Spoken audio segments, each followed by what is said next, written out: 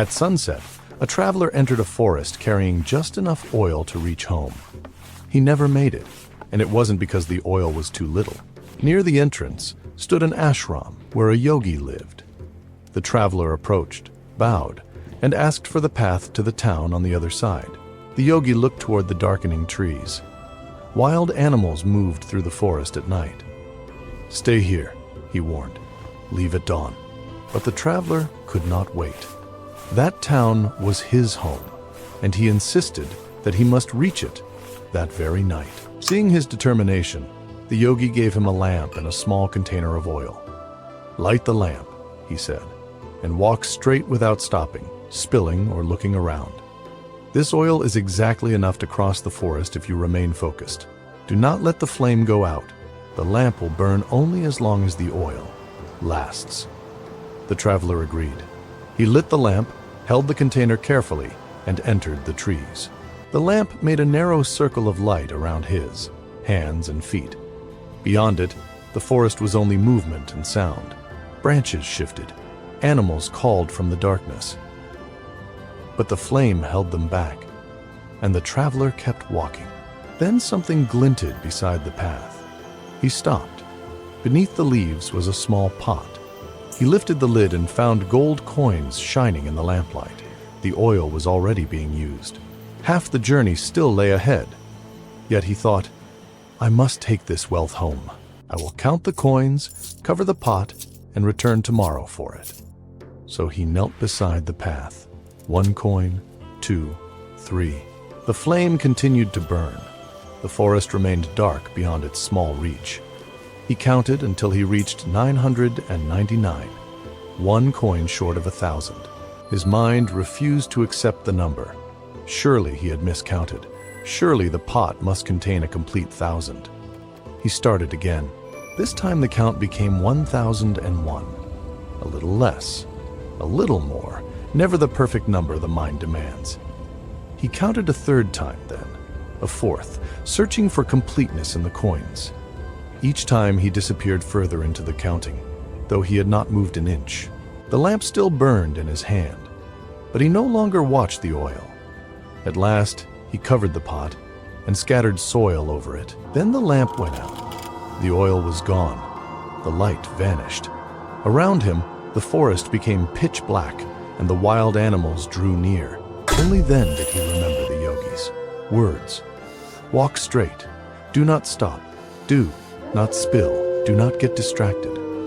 The oil was enough for the journey, but not for endless counting beside the path. Now it was too late. The animals found him in the darkness. The traveler lost his life, but the gold remained untouched beneath the soil. The coins had not changed. The pot had not moved. Only his attention had changed. 999 or 1,001.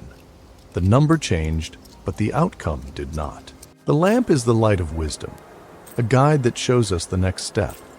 The oil is focus and awareness, limited, precious, and quietly disappearing even while the traveler is occupied with something else. The journey is life, moving toward a destination we cannot reach by standing still. The traveler did not lose his life because gold existed. He lost it because he forgot what the flame was for. That is how attention is spent. A person begins with a destination, a home to return to, a life to live, an inner steadiness to find. Then something glints along the path, a possession, a desire, the need to prove that what has been gained is enough. The mind stops moving and begins counting. How much have I earned? How much do I still need? Why is it not a perfect 1,000? While the mind searches for completeness in what can never remain complete, the oil continues to burn. Everything we hold changes. The body changes. Wealth changes hands. Youth fades. Strength shifts. Nothing outside us stays permanently ours. The question isn't whether the coins are real. It's whether they're worth spending the flame that was meant to carry us forward. So the practice is simple, though not easy. Notice what catches your attention, then ask whether it is helping you cross or persuading you to stop. Guard the small flame of awareness. Return to the next step. Let possessions be handled without letting them become the destination. Do not surrender the journey to the demand that life must first become a perfect 1,000. When the mind begins counting again, ask, how long will I keep measuring what I have while the light that carries me forward is quietly being used? The answer is not found in despising the world or pretending the forest is harmless. It begins when the hand returns to the lamp, the feet return to the path, and the traveler remembers where he was going. Inner joy does not depend on holding every coin. It begins when we stop asking external possessions to complete what they were never able to complete.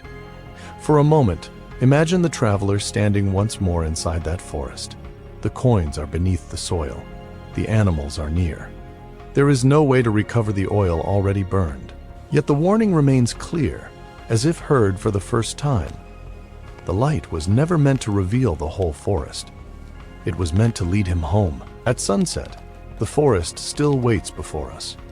But now we know the real danger is not that the lamp will fail, but that we will stop walking while it still burns. The next step is still here. This is Atma Theory. If this reflection resonated with you, stay with us on the journey. Clear mind, meaningful life.